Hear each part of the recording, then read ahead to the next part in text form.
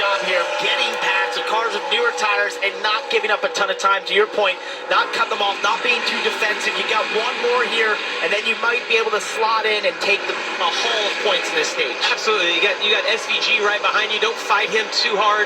He gets inside of you, let him go, and take what you can get right here. Another driver doing a great job on this restart, Jesse Love, 5th on the board, but he'll cycle closer to the front once drivers make pit stops at the end of the stage. Riding with Brent Cruz next to the 27 of Jeff Burton.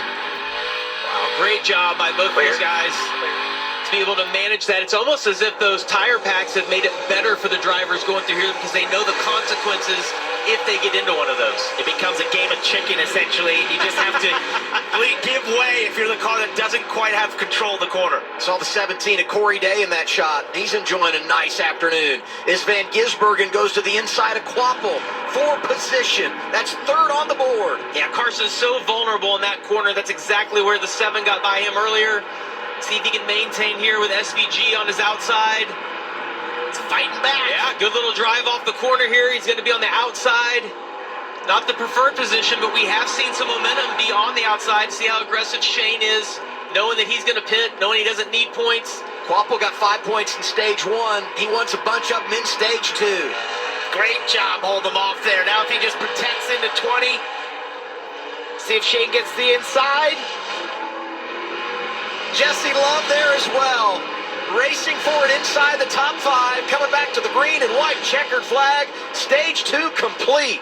Sam Mayer in front of Justin Allgaier. As we have trouble off of turn 20 and 2 drivers that had spent a lot of time in the top 15, Nick Sanchez and Dean Thompson. Quapple ends up 3rd in the stage. Jesse Love gets Van Gisbergen for 4th.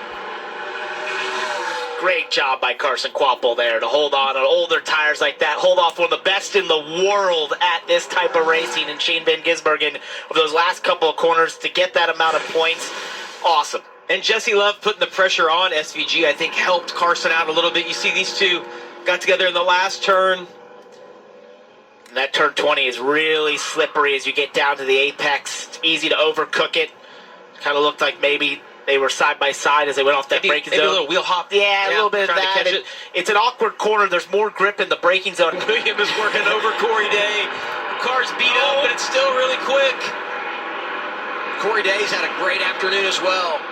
Taylor Gray in that mix, and now the battle for the race lead. Jesse Love is there with Sam Mayer, and right behind him, Shane Van Gisbergen. 3 wide, turn 18. This is unbelievable. Engine number 9 back on point. It's Circuit of the Americas. Give it to Shane Van Gisbergen. Where did SVG come from to that whole sequence right there? You had the 2 leaders side by side. He just sort of let them do that slide out and went to the inside. That was incredible. Do you get the feeling he's just been laying in the weeds a little bit? It's like Mayer's kind of taking control. He owns the race, and just when you need the top spot, SVG goes and gets it. Well, don't count Jesse Love out, because I thought both he and Mayer had some of the best lap times earlier. As we get another look at this, you see Love on the inside. Those guys have to check up. Shane's licking his lips behind him because he can see what's getting ready to happen. Shoots it to the inside and carries the momentum. Yeah, Jesse just overcooked the corner a little bit there, trying almost to move out Sam Mayer. When he did that, he opened up the preferred line for SVG, and Shane said, "Thank you very much, I'll be taking the lead." Sammy Smith is now 3rd. Looks like he's maybe holding up Mayer a little bit. Mayer pulls out a line coming to turn 12. Right behind them, Austin Hill, who's got a great average running position here today in the 21. Then it's Brent Cruz in the 19. Mayer's struggling right now. He looked so good early in the last stage. It looked like he had the best car in the longer run, but really struggling to get here. You got to wonder if they made a bad adjustment. The tires just not agreeing with the car. Yeah, well, a cycle on the tires, of course, can have adverse effects. Also, how well did you clean them up there when you came to the restart? You start to get knocked out of your rhythm a little bit. It's hard at this place to get back into that rhythm as you're sort of getting swamped from other cars getting beside you. Oh, Ross Chastain super sideways there. Oh, another contact there. And maybe you got Corey Day, because he's kind of repaying Corey Day here. Yeah. These two dancing off the corner. Taylor Gray right there with him. Across the grass. That's a real fun part of this racetrack. Turn 19, sliding wide up to turn 20. And when you go that wide, you saw both of them cook the grass coming back to the racetrack. You got to some point get back to the actual racetrack. They did it so late. It's Austin Hill. The inside here is Sam Mayer.